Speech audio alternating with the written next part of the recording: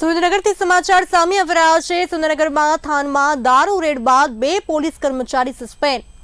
એસએમસીની રેડમાં 1.35 કરોડનો મુદ્દામાલ ઝડપાયો હતો। પીએસઆઈ ઝાકીર હુસેન કછોટ અને એસઆઈ મગન સોલંકીને સસ્પેન્ડ કરવામાં આવ્યા છે।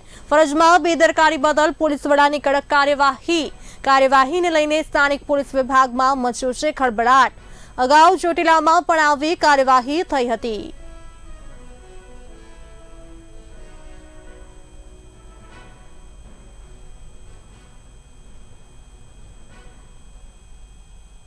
થાનગઢ પોલીસ સ્ટેશન વિસ્તારમાં એક રેડ કરવામાં આવેલી હતી। આ રેડ દરમિયાન 21,792 બોટલ ઇંગ્લિશ દારૂ ઝડપી લેવામાં આવેલો હતો, જેની કિંમત 99,97,920 જેટલી થાય છે। આ સિવાય અન્ય મુદ્દામાલ ની ગણતરી કરી કુલ મુદ્દામાલની કિંમત કુલ 1,35,94,000ની આસપાસ થાય છે।